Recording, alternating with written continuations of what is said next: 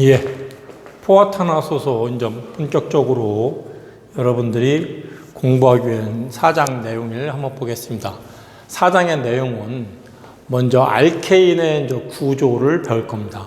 그래서 그거와 함께 명명법을 배우게 되는데, 우리가 아까 얘기한 대로 어떠한 본론에 들어가서 메뉴를 공부할 때 제일 먼저 해야 될 일이 이 구조와 명명법이에요.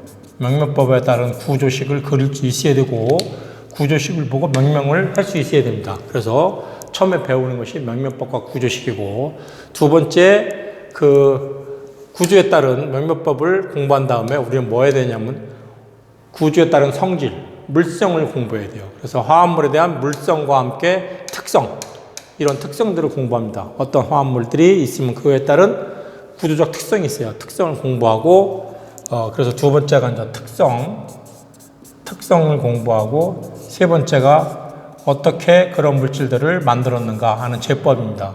여기서는 알케인의 공급원이라고 했습니다. 석유로부터 나오는 거기 때문에 공급원이라는 표현을 썼습니다. 어떻게 만들어서 이 물질을 만들어냈는가 하고, 네 번째는 그러한 물질들의 반응을 얘기할 때는 여기도 써 있습니다만 메커니즘별, 형태별을 얘기하죠. 여기는 뭐라고 써 있을까요? 라디칼 취한 반응인데 메커니즘 형태를 나타냈죠. 그래서 여러분들이 그 반응이 중요해. 지금 이 물질을 갖고 뭐를 만들 수 있을 것인가, 뭐를 만들어내는가. 우리가 이 반응을 한 다음에 다섯 번째가 마지막으로 합성이에요. 합성을 하는 궁극적인 이유, 우리가 화학을 배우는 궁극적인 이유는 뭐야? 자연적인 현상, 어떤 물질들에 대한 그 개념을, 어떤 물질들에 대한 성질을 파악해서 우리는 인간 생활에 도움이 되는 물질을 만들어내야지 되는 거예요. 지금 우리가 코로나19로 고생하고 있는데 왜 고생하고 있어요? 이 코로나19에 대한 치료제가 없어요. 아직 백신이 아직 없어요. 그렇기 때문에 의사나 약사들이 그러한 코로나의 바이러스가 뭐고 그 바이러스를 어떻게 죽일 수 있는가 라는 것들을 의학적으로, 약학적으로 연구를 할 겁니다. 그래서 어떤 이러한 기능을 가진, 이러한 특성을 가진 물질이 코로나 바이러스를 죽일 수 있을 거다 그러면 그걸 화학하는 사람들이 합성을 해냅니다. 그래서 우리가 유기학을 배우는 거예요. 그래서 우리가 반응을 배우는 거예요. 이 물질을 가지고, 알케인을 가지고 어떠한 반응이 있는가를 알아야지 우리가 어떠한 합성 물질을 만들어낼 거란 얘기죠. 궁극적으로 우리가 유기학을 배우는 궁극적인 물질은 뭐야? 인간 생활에 유익한 물질을 만들어 줘야 되는 거예요. 그것이 유기학의 할 일이에요. 그것이 사이언스의 할 일이에요. 테크놀로지적으로는 또 그걸 얼마만큼 대량 생산으로 안정성 있게 안정적으로 공급하는가가 문제고, 사이언스는 그 메커니즘의 뭔가를 발견해서 그걸 갖다가 만들 수 있는 키트를 마련해 주는 겁니다. 그래서 모든 메뉴가, 모든 지금 차트가 다 이런 식으로 배웁니다. 그 구조에 따른 물성과 구조에 따른 명명법, 명명법에 따른 구조식 그릴 수 있어야 되고, 그거에 대한 특성, 구조에 따른 특성 설명을 할 수 있어야 되고, 그런 물질들은 어떻게 만들어 왔는가, 그리고 그런 물질들은 어떠한 성격이 있어, 어떤 특징이 있어서 어떠한 반응을 할 것인가, 그 반응에 대한 특성을 각각 알아야지 내가 만들고자 하는 새로운 합성을 만들 수 있다라는 얘기입니다. 자, 그런 관점에서 여러분들이 해나갈 거다 하는 얘기고, 좀 더 핵심 내용은 보시는 바와 같이 알케인과 사이클알케인, 사슬형 구조와 고리형 구조에 대한 결합 특성을 설명할 거고, 구조에 따른 이성질체, 그죠? 그 다음에 그런 구조에 따른 형태와 안정성에 대한 특성을 배울 거예요. 그리고 입체이성질이라는 개념이 여러분한테 새로 나옵니다. 다음에 반응, 라디칼 치원 반응, 친핵성 치원 반응, 친전자성 치원 반응, 이런 식으로 메커니즘별 형태를 얘기합니다. 그죠? 메커니즘별 형태로 반응을 얘기할 수 있는데, 4장에서 나오는 반응은 자유라디칼 치환 반응에 대한 개념을 여러분들한테 소개할 겁니다. 물론 자유라디칼 치환 반응 말고도 앞에서 봤던 것처럼 연소에 의한 산화 반응도 매우 공업적으로 중요한 반응이에요.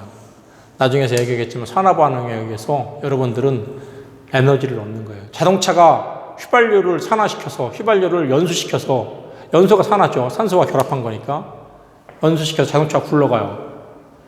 경유를 집어넣는 트럭이 20톤 트럭이 가는 것은 뭐야? 경유가 연소 반응에서 가는 거예요. 한마디로. 자, 그런 거에 대해서 공부를 하도록 하겠다. 자, 먼저 이제 알케인을 포화탄화수소라고 그래. 포화탄화수소. 여러분들이 포화탄화수소라는 얘기를, 포화라는 얘기는 세츄레이티드 되었다는 얘기예요. 세츄레이티드. 그럼 unsaturated. 포화의 반대는 불포화예요. 포화의 반대는 불포화. 불포화라는 얘기는 뭐야? 이중결합이나 삼중결합이 있다는 얘기는 불포화예요. 배부르지가 않아. 만족스럽지가 않아. 왜? 이중결합이 있으면 여기에 뭔가 와서 붙을 것만 같아. 근데 단일 결합으로만 되어져 있는 이런 것들에 대해서는 안정적이야. 안정적. 반응성이 약해. 안정적이기 때문에. 그래서 용매로 주로 쓰여. 나는 배부르네라고 있는 거예요. 근데 이중결합이나 삼중결합은 아직은 배가 고픈 거지. 히딩크가 나는 아직 배가 고프기 때문에 좀 더 이겨야겠다는 것처럼 나는 아직 반응할 여력이 남아있다는 얘기예요. 결합할 수 있는 자리가 남아있잖아. 첨가 반응. 또 첨가 반응 2번 더 할 거냐. 얘보다 얘가 더 반응성이 세겠지. 그치? 그런 개념으로 생각하시면 되겠습니다.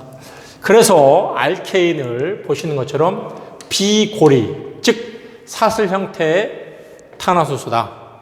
그런 거와 함께 사이클알케는 고리형 알케인이다. 그럼 탄소수가 몇 개냐? CnHn 플러스 1이 표시되고 얘는 CnHen으로 표시된다. 여기 여러분들한테 보여줄 탄화수소 화합물에 대한 개념이 있는데 이것처럼 탄소가 하나, 둘, 셋, 넷, 다섯, 여섯 이런 게 있어요. 이렇게 애시드인데 애시드 그냥 빼버립시다. 그럼 애시드 빼고 여러분들한테 이렇게 탄소와 수소로만 이루어져 있는 그래서 단일 결합으로만 이루어져 있는 이런 화합물들을 보게 된다면은 이렇게 지그재그 단순히 여러분들이 우리가 이렇게만 본다면은 탄소와 수소가 결합되어 있는 메탄 구조 우리 2장에서 봤어요. 그런 것들이 사슬처럼 연결되어 있다 그래서 사슬형 탄화수소예요. 그죠? 하나, 둘, 셋, 넷, 다섯, 6개가 되어 있습니다. 이런 것들이 만약에 고리를 형성한다 그러면은 자, 고리를 형성하면은 이런 식으로 고리가 형성되겠죠. 이런 식으로 고리가 형성됐죠. 그럼 여기에는 어떻게 되어 있어요? 자, 고리로 형성되어 있는 이 상태는 이런 식의 위로 뻗은 거와 아래로 뻗은 거와 이런 식의 화합물이 존재하겠죠. 그죠? 이런 식의 화합물이 존재하겠죠. 그래서 고리형 화합물 CnHen으로 표시되고 이거는 사슬형은 이거 뺐잖아요. 이렇게 2개 뺐죠. 뺀 것처럼 수소 2개가 없어져 있는 상태예요. 여기 있는 수소하고 2개가 없어져갖고 고리를 만들었으니까 H값 2개가 없는 거예요. 지금 이렇게 2개가. 그래서 고리를 형성한다. 라고 얘기할 수 있습니다. 자, 어떻든 간에 고리형 탄화수소와 비고리형 탄화수소로 나눌 수가 있다. 하는 얘기입니다. 또 뭐가 생겼네요.